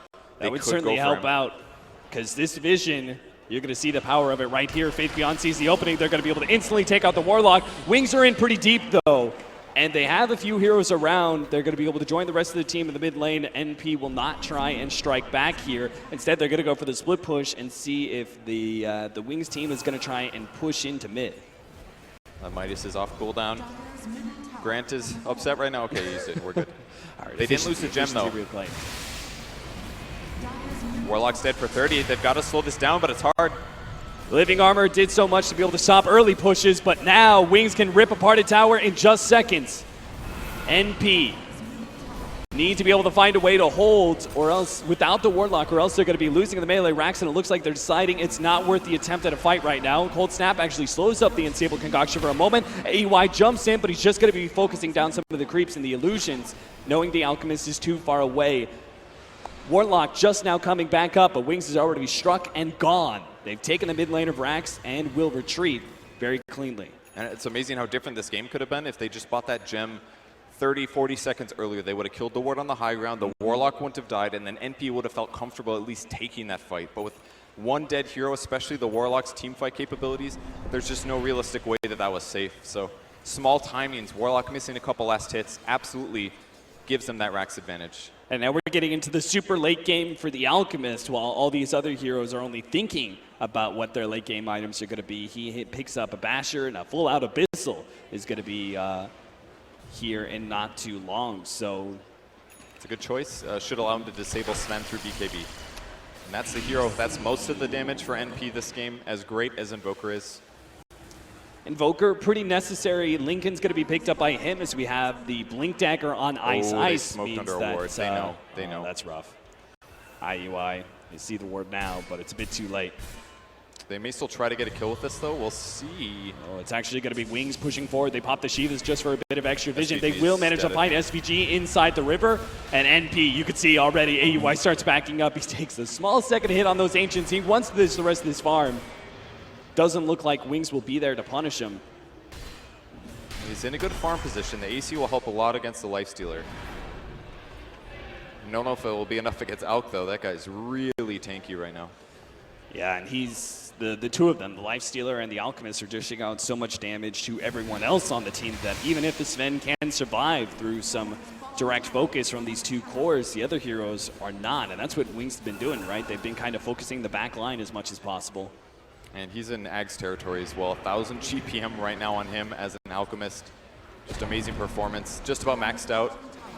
I guess you go Rubik first, Lifestealer, maybe Winter Wyvern. I haven't seen a serious Winter Wyvern Ags before, but this might be the game. He's so farmed. Blink goes ahead, drops off that armlet, picks up the Abyssal Blade. Mjolnir now complete for Lifestealer. A heavy increase in attack speed for him in the last few minutes between the AC and that item. Wings start their next assault on the NP base. NP looking for a way to be able to find initiation, but the Hawk, it doesn't show that Wings, Faith Beyond, and Shadow have already found the initiation on the Beastmaster. And Sven, he got the two-man Stormhammer, and maybe he can go for a second kill. Faith Beyond going to be able to survive, and now the Winter's Curse will hold that Sven in place. Meanwhile, the Alchemist on the front lines has already taken on SVG, and he's beating on that tier 3 tower. It's about to finish up. He's going to go for the Warlock kill, try and force out successfully, and he still managed to get the Warlock kill. AUI, he's being kited around by the three heroes of Wings, and it seems like NP are just crumbling now in this game number 2. No buybacks whatsoever, and Eternal Envy, the last man stand against the full 4-man of Wings inside their base. They had to get a good initiation, but with MSS getting jumped on first, they lose their Roar, their Necro 3, and their Gem. Envy's going to try to slow this down. He can stop them from attacking for a long time, but he's got more allies coming. Tree ulti can stop things. Roar can stop things, but I don't know if it's going to be enough. It's just not going to happen. These tier 4s are going to be fall. Will concede. Wings take this grand final 2-0. Wings still looking so unstoppable, but NP almost had this. Game 1 should have been their game. Game 2, it was almost there. They almost had some advantage, but they dropped down, and Wings is going to take the victory. Still one of the best teams, if not the best team we've ever seen in Dota 2. You got to be feeling for NP a little bit. They were game number 1, and they had their moments in game number 2, but Wings establishing why they won TI6. Yeah, just the way that they controlled the map. They had massive lane advantage. The drafting put them into that situation where they didn't get as much as they wanted out of the Sven. Their offlane didn't get as much as they wanted either, and they had some good rotations in the mid game, but all during this, Blink didn't miss a last hit. And when that happens, that's the advantage you get. All right, well, congratulations to Wings taking this grand finals, being the good sports, going over there, giving some love to NP, and so does our crowd to these two teams making it this far in this tournament.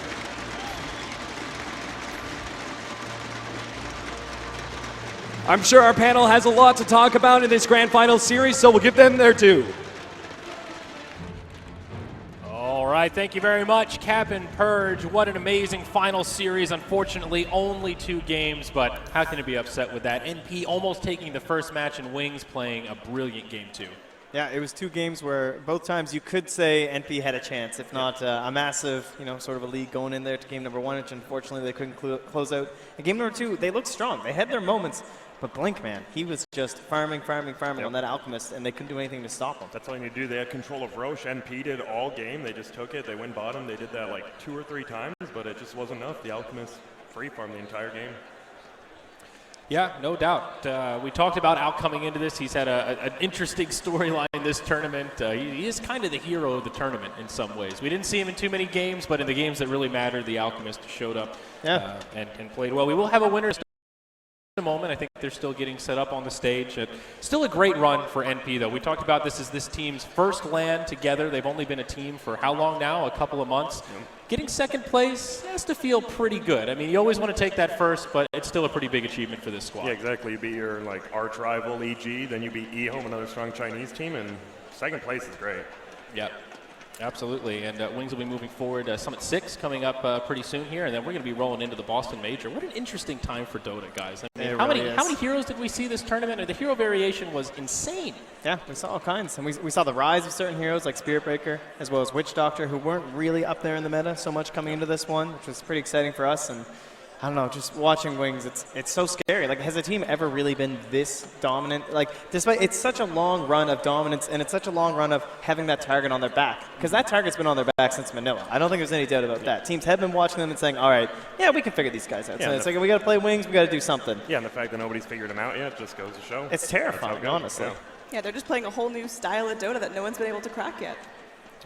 All that hero variance. We'll see. Still a lot of Dota to come, though. We'll see if maybe this can be the first team to break the TI curse. Up until now, all of the TI winners have historically struggled pretty significantly. After that, Newbie maybe being one of the front and center cases. But Wings, so far, so good. They're still keeping it up. Yeah, and they're also still attending a lot of events, too.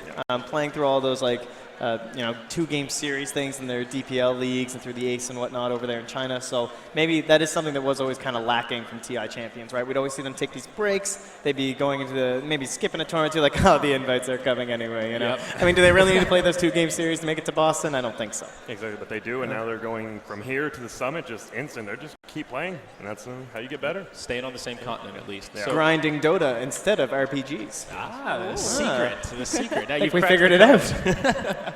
So overall, it was an amazing tournament. Annie, you casted a lot of the games on days 1, 2, and 3, and of course joining us for the panel here for day 4. Overall impressions, how did Montreal treat you? Really, really amazing here. Again, hero variance was incredible. It's not that same old meta. We're not seeing the same old picks game after game. There are front runners, like you mentioned, the Rise of the Spirit Breaker, the Warlock being a really heavy priority, but still, we are definitely in a undefined meta, which is crazy considering how long the patch has been out. And Grant, I want to hear from you. First time in Canada, I believe. You're doing the caster grind yourself. You're headed right to the Summit 6, just announced this morning. How you feeling, man? How was it? Feeling pretty good. I ate some snow mixed with maple syrup. I heard it's a delicacy, and it was great. All right, glad to hear it. And with that said, we've got Sir Action Slacks on the stage with that winner's interview.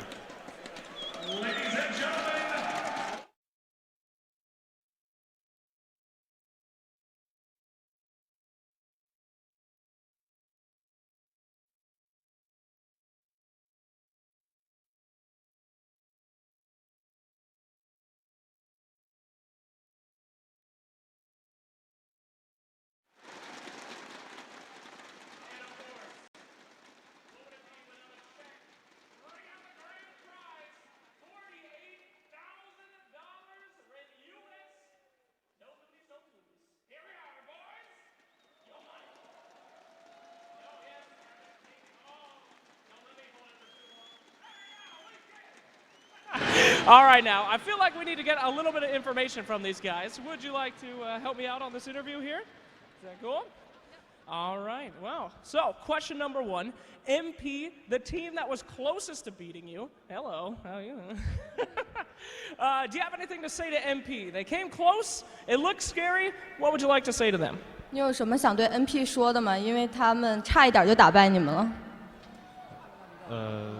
我们很高兴能和他们在决赛上相遇，然后我们非常喜欢这支队伍，然后和他们打非常开心，然后希望在下个比赛还可以在决赛中和他们交手。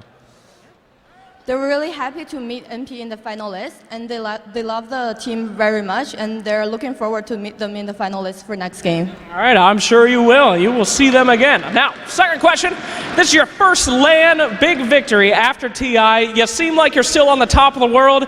Do you think you'll be winning the Boston Major? 在 TI 之后，这是你们第一次的线下赛，你觉得在波士顿Major 的时候你们会赢吗？我觉得我们的目标是只要不一轮游就行了。Like they're just looking forward not to be there just for one round. All right, makes sense to me. Final question. Do you have anything to say out there to the fans here in the audience or your fans watching from home about where we can see Wings Gaming? 有什么想对你们粉丝说的吗？他们都在下面。非常感谢粉丝们这么热情，然后一直支持着我们，就是看我们的比赛。Thank you guys so much for supporting them, and that you guys are what they're here for. All right, well, that's what I want to hear. Ladies and gentlemen, your winners, Wings Gaming, take your money. Be gone. You did it. Congratulations. Hey, give it up. Yeah, baby. All right. Well, stick around, ladies and gentlemen. Dota might be done here in the arena, but we've got more games for you here.